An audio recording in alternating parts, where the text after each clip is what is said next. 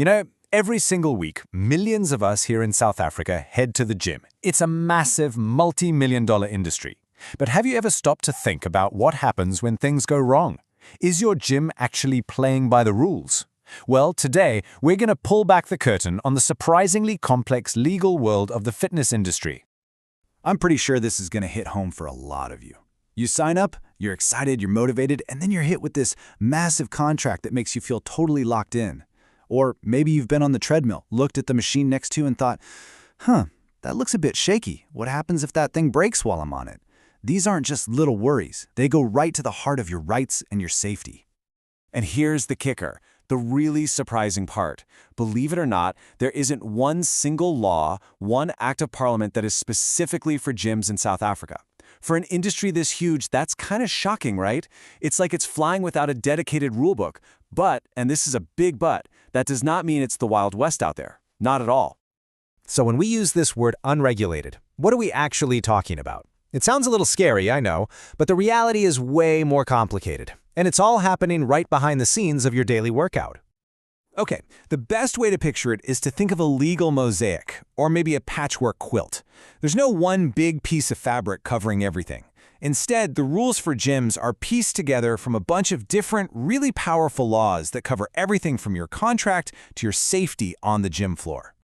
So, what are these pieces of the mosaic? Well, you've got the heavy hitters. There's the Consumer Protection Act, which basically protects your wallet, the Occupational Health and Safety Act, which is all about protecting your body, POPIA, which guards your personal data. And on top of all that, you've got the foundation of common law and even your local municipal bylaws. Each one plays a crucial part in your gym experience. All right, let's dive into the number one source of headaches for pretty much everyone, the contract. You know, that document with pages and pages of tiny fine print. This is where a very powerful law, the Consumer Protection Act, or CPA for short, becomes your absolute best friend. And this is so important to understand. A gym can write almost anything they want in their contract, but if any of those clauses go against the Consumer Protection Act, then that clause is basically useless. The law gives you a set of rights that cannot be taken away, no matter what that fine print says. So here's the first magic number you need to remember, 24. A gym generally cannot legally lock you into a contract for more than 24 months. So if they try to sign you up for some 36-month deal, the law says the responsibility is on them to prove that that deal benefits you financially. Otherwise, they're breaking the law. And here's the second number, and honestly, this might be the most powerful right you have as a gym member. 20. You can cancel your contract at any time. You just have to give the gym 20 business days written notice. You do not have to wait for the contract to end. It is your right to cancel. So how do you actually do it? Well, the law makes it pretty simple. First, you give them that 20 business days notice in writing. Second, the gym has to process your cancellation. You then have to pay for any fees you owe up until that cancellation date. And then we get to the slightly tricky bit. They can charge you a reasonable cancellation penalty. Okay, but what on earth does reasonable mean? This is where a lot of the fights happen. But the law is actually quite clear. A gym can charge you for, say, the value of that free gym bag they gave you when you joined. Or they can ask for a portion of a joining discount back. But what they absolutely cannot do is charge you for the future income they've lost because you're leaving. The penalty can't be a punishment. It can only cover their real, direct costs. Okay, so we've got your rights on paper sorted out. But what about your rights on the actual gym floor? When it comes to your physical safety, if an accident happens, who's legally responsible? Make no mistake, the risks are very real. Now, specific South African stats are a bit hard to come by, but just look at this number from the US, 468,000. That's almost 500,000 injuries from exercise equipment in just 1 year. It's a huge reminder that gym safety is no joke. And that risk is exactly why gyms have what's called a duty of care. They're not just renting you a machine. They are legally required to give you a safe place to work out. That means equipment that's properly looked after, regular safety checks, emergency plans, and staff who actually know first aid. Now this brings us to a massive misconception. We've all signed those forms, right? The ones that say the gym isn't responsible if you get hurt.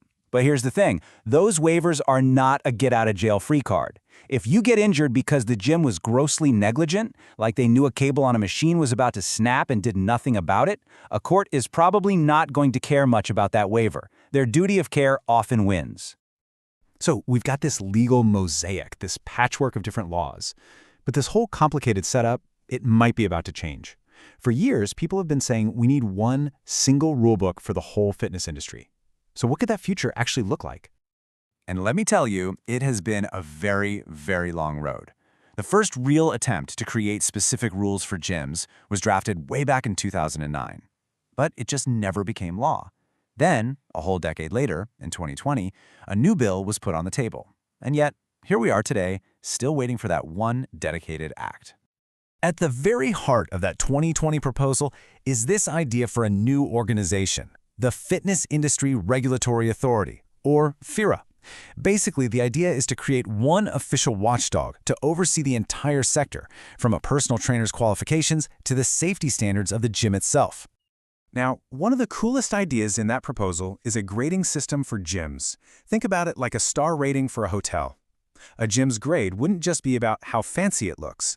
The grades, from blue all the way up to platinum, would be based on real things like how qualified the staff are, the range of equipment, and even if the gym is accessible for people with disabilities. As a customer, you could walk into a gold-grade gym and know exactly the standard you're getting. And all of this leaves us with the one big question. Is creating a formal system like FIRA the best way forward to protect all of us and guarantee high standards? Or would it just create a whole lot more red tape and become a huge burden for businesses, especially in a tough economy? That's the debate right at the heart of the future of fitness in South Africa.